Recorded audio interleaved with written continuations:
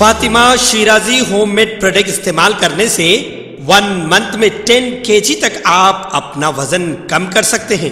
सबसे कम दाम में वेट लॉस का तरीका हमारे यहाँ मौजूद है, वो भी no side effect, no diet, no exercise के साथ। आज ही कांटेक्ट करें फातिमा शिराजी होममेड प्रोडक्ट से और अपने आप को खूबसूरत बनाएं। Fatima Shirazi homemade product, golden heads colony, pillar number 213, Rajendra Nagar, Hyderabad 8142877400। Telangana के नए चीफ मिनिस्टर की हैसियत से रेवंत रेड्डी के नाम का ऐलान कर दिया गया है। कांग्रेस हाईकमान ने रेवंत रेड्डी के नाम को चीफ मिनिस्टर के तौर पर मंजूरी दे दी है। कौमी जनरल सेक्रेटरी KC वेणुगोपाल ने रेवंत रेड्डी के नाम का सरकारी तौर पर ऐलान कर दिया। रेवंत रेड्डी 7 दिसंबर को चीफ मिनिस्टर की हैसियत से LB स्टेडियम में हलफ लेंगे।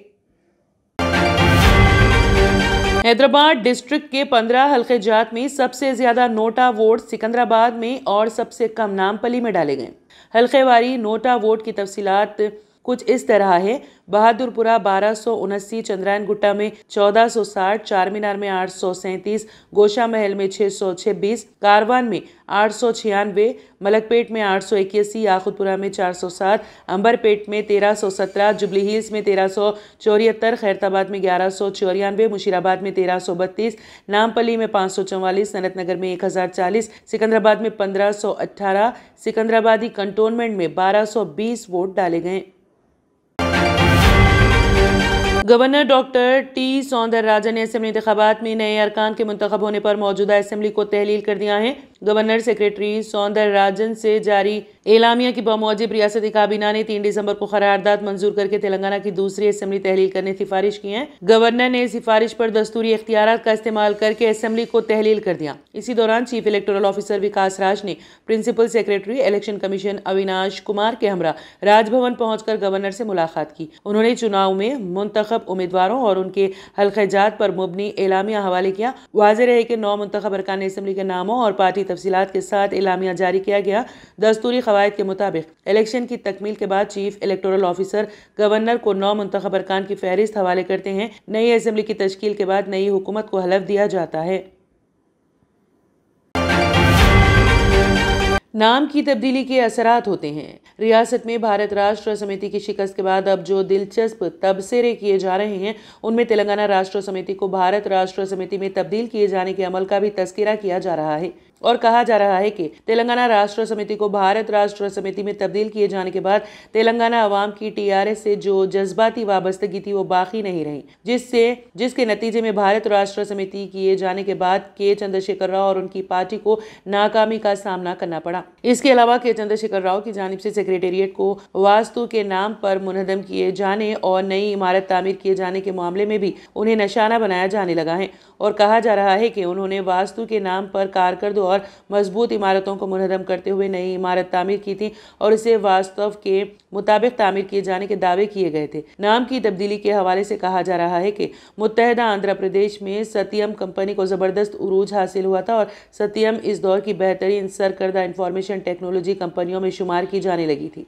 लेकिन जब सत्यम ने अपने कारोबार को वुसअत देने के लिए अपने नाम को तब्दील किया तो इसके बाद कंपनी के मालिकिन सत्यम रामालिंगा राजू को जेल भी जाना पड़ा था। सत्यम रामालिंगा राजू ने अपनी कंपनी सत्यम के कारोबार को वुसअत देने के लिए कंपनी के नाम को तब्दील करते हुए उसे मैताज किया था, जो कि सत्यम का उल्टा था। और इसके बाद कंपनी के जवाल का सिलसिला कुछ इस तरह से शुरू हुआ कि कंपनी के मालिकिन और डायरेक्टर्स को जेल जाना पड़ा था। के चंद्रशेखर राव ने तेलंगाना राष्ट्र समिति को मुल्क भर में वुसअत देने के लिए पार्टी के नाम से तेलंगाना निकाल कर उसकी जगह भारत करते हुए भारत राष्ट्र समिति किया था और TRS और BRS में तब्दील करने का फैसला किया गया था।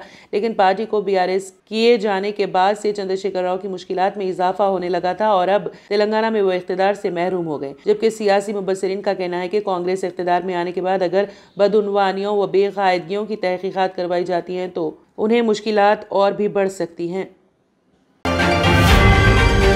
तेलंगाना कानून साज असेंबली के इंतखाबात में ग्रेटर हैदराबाद के राय दहिंदों में बीआरएस की लाज रख ली है। बीआरएस को 119 रुकनी असेंबली में 39 नशिस्तों पर कामयाबी हासिल हुई, जिनमें से 16 असेंबली हल्क़ाजात ग्रेटर हैदराबाद से ताल्लुक़ रखते हैं, जबकि रियासत के दीगर अजला में बीआरएस को सिर्फ 22 नशिस्तों पर कामयाबी हासिल हुई है। नताइज के तज्जिये से पता चलता है कि ग्रेटर हैदराबाद में कांग्रेस की कोई लहर नहीं देखी गई और बेशतर हल्क़ाजात में बीजेपी दूसरे नंबर पर रही। देही इलाकों में बीआरएस को ज्यादा नुकसान हुआ, जबकि शहरी इलाकों में राय दहिंदों ने बीआरएस के हक में वोट देकर 16 नशीस्तों पर कामयाबी दिलाई है। अगर शहरी इलाकों में भी कांग्रेस की लहर होती तो शायद बीआरएस को 20 या 25 नशीस्तों पर इक्तफा करना पड़ता। नताइज के बाद बीआरएस कायदीन ने तस्लीम किया है कि ग्रेटर हैदराबाद के राय दहिंदों ने एक मुस्तहकम और मजबूत अपोजिशन का मौक़िफ़ अता किया है। 24 असेंबली हल्क़ाजात ग्रेटर हैदराबाद के तहत है, जिनमें से 16 नशीस्तों पर बीआरएस को कामयाबी हासिल हुई, जबकि मजलिस को 7 और बीजेपी को सिर्फ एक नशीस पर इक्तिफा करना पड़ा। बीआरएस ने रियासत में तीसरी मर्तबा इख्तिदार सोचा था, लेकिन देही इलाकों में कांग्रेस की लहर से केसीआर हुकूमत ज़वाल से दोचार हुई। ग्रेटर हैदराबाद के 24 असेंबली हल्कों में बीआरएस की कामयाबी की अहम वजह शहर की तरक्की के लिए हुकूमत के इक़दाम बताए जाते हैं। हल्के असेंबली कामारेड्डी में बीजेपी के उम्मीदवार के वेंकट रमना रेड्डी ने मौजूदा चीफ मिनिस्टर और बीआरएस सरबराह के चंद्रशेखर राव और तेलंगाना प्रदेश कांग्रेस कमेटी के सदर और तेलंगाना के मुतवक्किल आइंदा चीफ मिनिस्टर रेवंत रेड्डी को शिकस्त देने का एक मुनफरिद इम्तियाज हासिल किया है। कामारेड्डी में पहले राउंड से आखिर तक एक बराबर का मुकाबला रहा। 5 और 6 के इब्तदाई राउंड्स में टीपीसीसी सदर और बीआरएस सदर हर राउंड में 2000 से कम वोट के मार्जिन से आगे पीछे थे। ताहम मजीद काउंटिंग के साथ वेंकट रमना रेड्डी, रेवंत रेड्डी और केसीआर दोनों की बराबरी में आ गए। ताहम काउंटिंग के इख्तिताम पर उन्होंने केसीआर को 5156 वोट के मार्जिन से शिकस्त देते हुए रेवंत रेड्डी को तीसरे मुकाम पर कर दिया। सनतनगर हल्के असेंबली से भारी अक्सरियत के साथ तीसरी मरतबा मुंतखब होने वाले रुकन असेंबली व साबिक रियासती वजीर टी श्रीनिवास यादव ने कहा कि मैं आप सब की खिदमत के लिए हमेशा दस्तयाब रहूँगा। आपको मायूस होने की ज़रूरत नहीं है कि मैं हुकूमत में नहीं हूँ। मंगल को वेस्ट मारटपल्ली में वाक़ अपनी रिहाइशगाह पर हल्के के कॉरपोरेटरों और साबिक कॉरपोरेटरों, बीआरएस पार्टी के कायदीन, कारकुनों और मुख्तलिफ इलाकों से आए हुए मद्दाहों ने टी श्रीनिवास यादव की गुलपोशी और शॉलपोशी करते हुए उन्हें मुबारकबाद दी। उन्होंने कहा कि उन्हें याद रखना चाहिए कि वो शुरू से ही अवाम की खिदमत करते आ रहे हैं और आगे भी करते रहेंगे। इस मौके पर उस्मानिया यूनिवर्सिटी के vice chancellor Ravinder Yadav, Begumpet corporator T Maheshwari, division के सदर श्रीनिवास गौड़, कायदीन श्रीहरी शेखर, साबिक कॉरपोरेटर शिशु कुमारी के अलावा दीगर मौजूद थे। तूफान मिचोंग के असर से रियासत तेलंगाना और आंध्र प्रदेश में कई मुकामात पर बारिश हो रही है।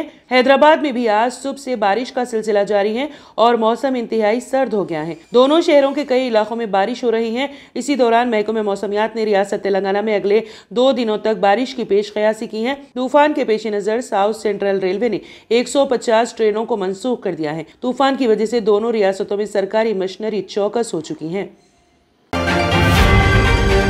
ट्रेडिशनल ग्लासेस से जान छुड़ाएं और चले आए आपकी आंखों का मुहाफिज विनायका नेत्रालया आई हॉस्पिटल, जहां highly expert senior cataract and retinal surgeon doctor उदया श्री जी की निगरानी में आपकी आंखों को नई जिंदगी दी जाती है। एडवांस टेक्नोलॉजी के जरिए आपकी आंखों का चेकअप और ट्रीटमेंट किया जाता है। ऑप्टिकल्स की सर्विसेज भी हमारे पास मौजूद है। Vinayaka Netralaya eye hospital, 15 Menon square, opposite Olive hospital, Nanal Nagar, Hyderabad. सही वक्त पर सही केयर करना किसी भी बीमारी का बेहतरीन इलाज साबित हो सकता है। डॉक्टर सुनील पीडियाट्रिक क्लिनिक, आपके बच्चों की सेहत हमारी जिम्मेदारी। हमारे यहाँ पेनलेस वैक्सीनेशन, कंसल्टेशन और डे केयर जैसे तमाम सर्विसेज मौजूद है। Doctor Sunil paediatric clinic, 15 Menon square, opposite Olive hospital, Nanal Nagar, Hyderabad.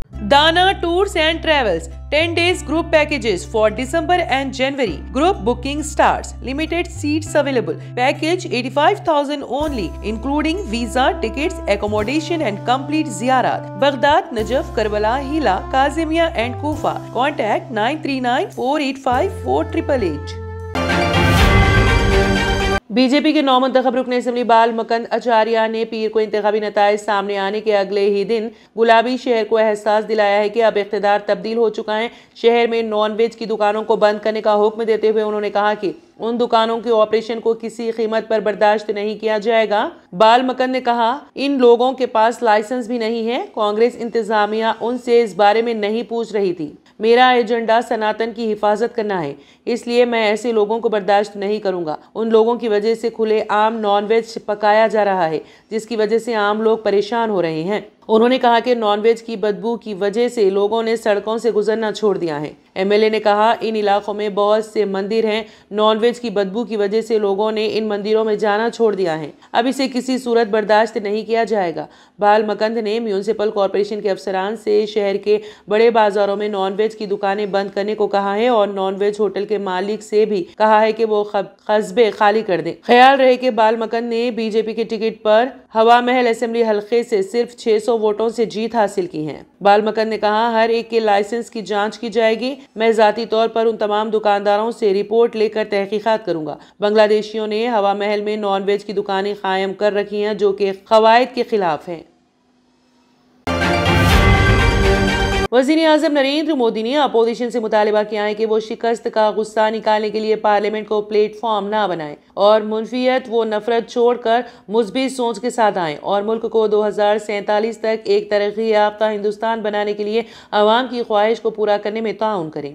यहाँ पार्लियामेंट के सरमाई इजलास के आगाज से कबल पार्लियामेंट हाउस के इहाते में मीडिया के सामने अपने बयान में मोदी ने 4 रियासतों के इंतखाबी नताइज को मुनफियत के खिलाफ मैंडेट करार देते हुए कहा, कल ही 4 रियासतों के इंतखाबी नताइज आए हैं। बहुत हौसला अफजा नताइज सामने आए हैं। ये उन लोगों के लिए हौसला अफजा हैं जो आम आदमी की फलाह बहबूद और मुल्क के रोशन मुस्तकबिल के लिए वक्फ हैं। वज़ीर-ए-आज़म ने कहा, तमाम मुआशरों और तमाम ग्रुपों की खवातीन, नौजवान, हर बिरादरी और मुआशरे के किसान और मेरे मुल्क के गरीब, ये 4 अहम ज़ातें हैं जिनकी बाइख्तियारियत उनके मुस्तकबिल को यकीनी बनाने के ठोस मंसूबे और आखिरी फर्द तक रसाई के उसूलों पर जो चलता है उन्हें भरपूर हिमायत मिलती है।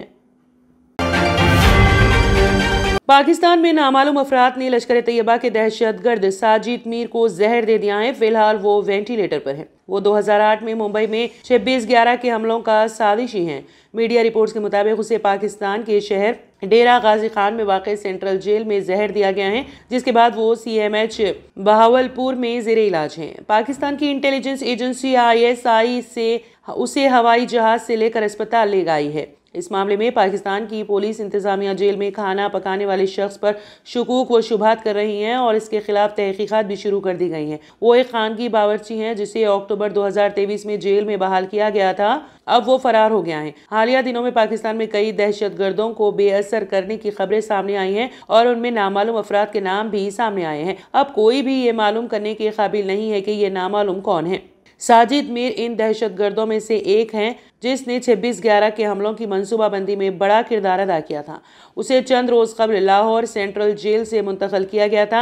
अमेरिका ने उसे इंतहाई मतलूब अफराद की फहरिस्त में भी रखा है। साजिद मीर की उम्र 40 से 50 साल के दरमियान है। अमेरिका ने उस पर $5 मिलियन 41.68 करोड़ रुपए का इनाम रखा है। जून 2022 में उसे पाकिस्तान की इंसदाद दहशतगर्दी की अदालत ने दहशतगर्दी की माली मुआविनत के मुकदमे में सजा सुनाई थी। Germanten super speciality hospital, doctor Mir Jawad Zar Khan, senior experienced orthopaedic surgeon, bone fracture, joint replacement, hip replacement और स्पाइन सर्जरी कामयाबी से अंजाम दे रहे हैं। इसके अलावा neurosurgery, cardiology, gynaecology, dental, general medicine, dialysis और फिजियोथेरेपी जैसे शोबाजात में इंतहाई कामयाबी के साथ वाजबी फीस में इलाज किया जा रहा है। शेयरिंग और प्राइवेट रूम्स, अस्पताल में 24 घंटे MRI, CT scan, 2D digital X-ray, ultrasound, operation theatre, ICU और लैब की सहूलत दस्तयाब है। आपकी उम्मीदों के ऐन मुताबिक Germanten super speciality hospital, pillar number 150, Attapur, Hyderabad. तंत्र मंत्र यंत्र के सम्राट బాబా ఆజాద్ ఖాన్ బెంగాల్ 100% లాభం గ్యారంటీతో పాటు. కొన్ని కారణాల వల్ల మా వారి కంపెనీ బంద్ అయింది. పిల్లల స్కూలు, ఇంటి ఖర్చులు ఏం చేయాలో అర్థం కాలేదు. అప్పుడు మేమిద్దరం బాబా ఆజాం ఖాన్ బెంగాలీని కలిసాం. తర్వాత కొన్ని రోజులకే మా వారి కంపెనీ తిరిగి ఓపెన్ అయింది. ఇక మా జీవితంలో అన్ని సంతోషాలే. నాకు చాలా కలలున్నాయి, కానీ జేబులో డబ్బులు లేవు. ఇంజనీరింగ్ చదివాను, కానీ జాబ్ లేదు. ఆ సమయంలో నాకేం చేయాలో అర్థం కాలేదు. అప్పుడు నా ఫ్రెండ్ ఒకడు బాబా అజం ఖాన్ బెంగాలీ గురించి నాకు చెప్పాడు. ఆయన్ని కలిసిన తర్వాత నేను ఒక కన్స్ట్రక్షన్ కంపెనీలో ఇంజనీర్ అయ్యాను. మేమిద్దరం ఒకరినొకరు ప్రేమించుకున్నాం, కానీ మా ఇద్దరి తరపు పెద్దవాళ్లు మా పెళ్లి ఒప్పుకోలేదు. మేము బాబా ఆజం ఖాన్ బెంగాలీ గారిని కలిసాం. ఆ తర్వాత మా పెద్దలు మా పెళ్లి ఒప్పుకున్నారు. ఉద్యోగం, వ్యాపారం, ఇంటిపోరు, ఆర్థిక సమస్యలు, ప్రేమ వివాహం, చేతబడి చేయబడిన వారు, భార్యాభర్తల మధ్య గొడవలు, పెళ్లిలో ఆటంకాలు, సవతిపోరు, శత్రుబాధ, విదేశీయానం, సంతాన ప్రాప్తి, ముట్కార్ని వశీకరణం స్పెషలిస్ట్. నేను చేసిన పనిని ఎవరైనా సవాల్ చేస్తే వారికి నగదు బహుమతి. మా address Baba Azam Khan Bengali, Malakpet, Hyderabad. Phone number 9573048697। अगर आपने हमारे चैनल को अभी तक सब्सक्राइब नहीं किया है तो यहाँ पर रेड कलर का सब्सक्राइब बटन दिख रहा है, उसे क्लिक करें और हमारे चैनल को सब्सक्राइब कीजिए और साथ ही साथ बेल आइकन को भी क्लिक कीजिए, जिससे आपको ताज़ा अपडेट मिलती रहे।